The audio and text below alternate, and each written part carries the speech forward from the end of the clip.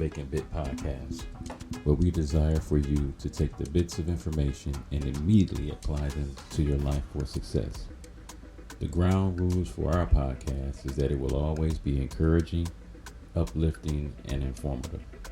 The areas of life that we will be talking about on the Bacon Bits Podcast is always dealing with having a balanced life, whether that is financially, getting the information that we need, whether that's towards insurance or stocks, eventually real estate, having a balanced budget, getting debt free, how to handle credit cards. We want to deal with so many areas in the financial aspect that will help people have lives where they won't have to stress about money. We also want to talk about relationships, how to have healthy relationships, whether that's with your parents, with your siblings, with your husband, wife, with your kids, with your in-laws, whether it's with extended family or with friends. We want to have the kind of life that none of the relationships that we have in our lives are stressful. We want to also have talking about the physical body, the beautiful machine that you get a chance to walk around in and live the kind of life that you say you desire. So whether that may be eating right, whether that may be doing some type of body movement, and I call it body movement versus exercise, because if you're out pruning your rose garden, that is a form of body movement, whether it's playing, washing your dog, taking him for a walk, her for a walk, that is a type of body movement.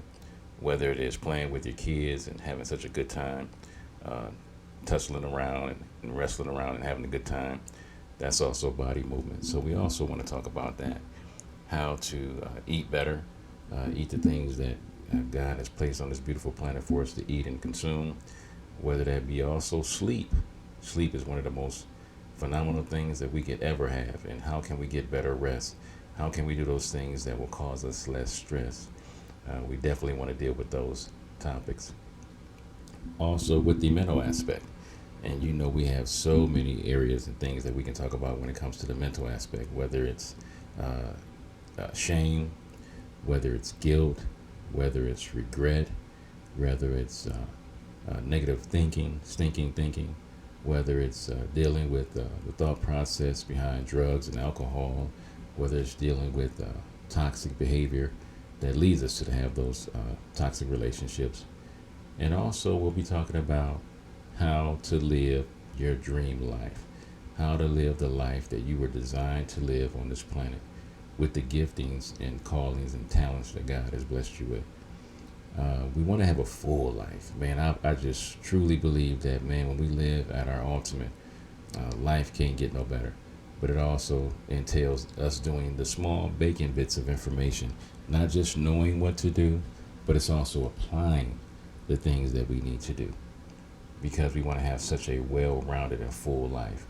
So you'll be hearing me give podcasts, whether it be with myself or whether it would be experts in those different areas that we're going to be talking about. But we want you guys to have a full and abundant life. We're tired of life stealing from you. We're tired of life killing you. We're tired of life stealing from you. We want you to have the kind of life that you can live and live abundantly, as God says we can live. Okay, now that we've laid the ground rules, what is the first subject we'll be talking about on this podcast? It's going to be the subject of hope. In the society that we live in today, man, there's a lot of people, man, that are losing hope in our society, whether losing hope in the economy, losing hope in politics, losing hope in religion, losing hope in relationships, man, just losing hope. And people, if they understood the true definition of hope is what are you earnestly expecting to happen? A lot of people aren't expecting things to happen. They're wishing for things to happen, but they're not expecting it. The true definition of hope is what you earnestly expect. So a lot of people will tie in hope and faith. And so the definition of faith is now. Faith is the substance of things hoped for, the evidence of things not seen. So let's take out the word hope and put the definition. So now faith is the things that you're earnestly expecting to happen, but you have not yet seen in the physical. And all of us in one aspect or another has faith. And just to give you an example, so somebody goes to college for 4 years expecting to get a 4-year degree. How can you tell if that person is earnestly expecting for that to happen? They'll get up in the morning, go to classes regularly, take their midterms, take their finals, turn in term papers with the expectation that they're going to get a degree. But when they walk on that campus the very first day, they do not see a degree with their name on it. So they're earnestly expecting by putting forth the effort for that very thing to happen. And my question to you is, what are you truly earnestly expecting to happen? What is those things that you're putting forth an effort for it to actually happen? Because every year on January 1st, we tell these New Year's resolutions about how we're going to change our life. And the stuff we say sounds so good, man. This year I'm getting out of debt. Woo! This year I'm getting my credit score higher than I did last year. This year I'm putting more money away. This year I'm just going to finally get to the point where I'm satisfied financially. But then by the time January 15th gets here, we always say, hey, how's that going for you? And usually there was no steps that were taken towards that very goal that they say they wanted to achieve. It was just a wish because they didn't put forth an earnest effort for it to happen by checking their credit score, see where it's at, by looking at the account and actually putting forth, 10% of their savings away every time they get paid, by effortlessly looking at see how much debt they're in and actually doing something about it. So we can expect a lot of things, at least we're thinking we're expecting it, but we're actually just wishing for it to happen. So you would say, what's the number one thing you would advise somebody that really wants to change their life? And I would have to actually ask them, what is truly in their heart? Not their head. Because there's a lot of things that we logically know not to do, but we still end up doing it anyway. I have the privilege of working at a drug and alcohol rehab facility, and always ask the question in one of my classes is, how many of you guys logically know you shouldn't do drugs and alcohol? And every last hand goes up. But I always ask them, why do you still do drugs and alcohol? And they always, think because of the environment or the different things, and I always say, deep down, it's a heart issue. Because if I really, truly loved myself, there's no way I would be putting this poison in my body. So I always ask them, what is it that stops you from truly loving yourself to the depths? Because just using that sample that I use in my classes is it usually ends up being one of those 5 areas that I talked about at the beginning of this podcast. It's usually the mismanagement of money, the stress from money. It's usually being in toxic relationships that are absolutely no good for you. It's usually health issues. And usually when we're in some kind of physical or chronic pain, it causes us to want to do anything to alleviate that pain. And unfortunately, drugs and alcohol are used as a medication for that pain. And then it's also the stress of what we're thinking, how we're marinating on things that don't need to be marinated on. What could happen, what could possibly happen. A lot of the stress that we have, a lot of the anxiety we have is because we're stressing about outcomes that more than likely will never happen. And we have got to get to a point that we only focus on those things that we actually have some control over. Because me stressing about the economy changes nothing. Me stressing about the weather changes nothing. Me stressing about my beautiful queen, the relationship that we're in, me stressing about her loving me back won't change anything. I can change how I love her and the things that make her want to love me back, but I cannot stress about her loving me back. I pray with everything in my being that she would, but the stress of it absolutely helps nothing. We think about all the things that, what could possibly happen to my kids. We've been having a lot of issues and situations in our lives with the shootings and things of that nature. But me stressing about it changes nothing. I can put all the precautions and things in place for that not to happen, but me stressing about it changes nothing. So we have got to get to a point where What is that thing that's in our hearts that truly is running the show? A lot of times we just don't want to do the very thing that we say we want to do. I want to be in health, but I don't want to exercise. I don't want to eat better. We say we want better relationships, but we won't sit down and have the deep heart-to-heart conversations that we need to have. We say we want better finances, but we're not using the gifts and talents and callings and passions that we have to actually make more money. So we always have to ask ourselves, deep down, what is stopping me from having the kind of life of my dreams? But a lot of times we allow our emotions to get in the way. And I am big on making sure that your thoughts are in line first before you have the emotion, because we can't have an emotion before we have a thought. What ends up usually happening is if you ask me, how am I doing? And I say, I'm happy. One of the questions you would ask me is, why am I happy? Because it ain't just I'm happy just to be happy. It's usually because something has happened, whether I got a chance to hang out with the kids or the grandkids. I got a chance to do a little date thing with me and my baby at Costco, getting a couple of pieces of pizza and a soda. It could be getting a chance to wash the car. It could take some of the simplest things to make me happy. But you would ask me, why am I happy? Because it didn't just happen. It was something that took place that made me happy. So you always have to ask, why am I allowing my emotions to run the show? Because what ends up happening is, if we think about something long enough in our hearts, we think about the emotions that's attached to it, we usually end up doing it.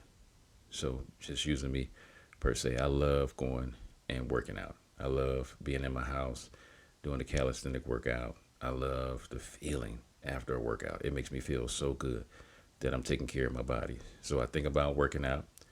I think about the benefits of working out, but I also honestly think about the negative effects of me not working out. Walking around with a 54-year-old body, I'm not getting any younger.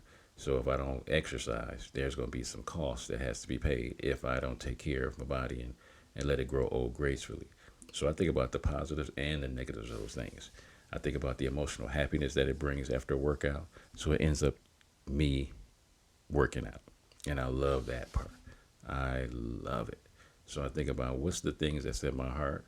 What's the emotional attachment to those things that's in my heart? And I usually end up acting on those things. And so if we continue to act on things and we do those things over and over again, it becomes what we call a habit. Now, I like to play with words. Are habits good or bad? They're neutral. Consequences. Are they good or bad? They're neutral. Money. Is it good or bad? It's neutral. And it's even a definition of with hope. What you earnestly expecting. Can you earnestly expect a good day? Mm-hmm. Can you earnestly expect a bad day? Mm-hmm. Can you earnestly expect que sera, sera? Whatever will be, will be. Whatever you focus on, that's what we always end up getting. So we have to ask ourselves, what is our hearts focusing on? So if we continue to do a habit over and over again, what does it end up becoming? Our character. Who we are as individuals are the habits that we do over and over and over again. I could tell my queen all day that I love her. Yeah, verbally saying, I love her, love her, I love her, I love her, I love her, I love her. But the question would be, are my actions lining up with what I'm saying? Hopefully it would be off the habits of me telling her I love her, and she seeing that I love her by taking her wherever she needs to go, saying the things that she needs to hear, also doing the things that she would need me to do and also want to do because I love her.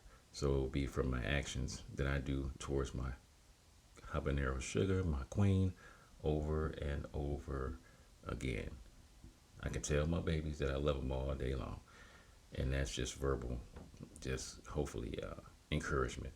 But I would hope to send them a text to let them know I love them. I would hope every time I see them that I would give them a hug and some sugar and tell them I love them because of the actions being shown over and over again. So those things that are part of our character are the things that we as individuals continue to do as habits over and over again. And if we operate in our character long enough, it's going to take us somewhere. And that is our destiny. Now, destiny and destination are two different things.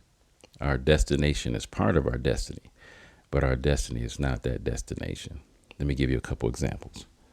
So after a person has went to school for 13 years, counting kindergarten, they walk across that stage and they get this wonderful thing called a diploma. Woo! We got some kind of award for our 13 years of faithfulness to going to this institution and getting this information. Now, once they cross that stage and they get that diploma, is life over or did it just begin?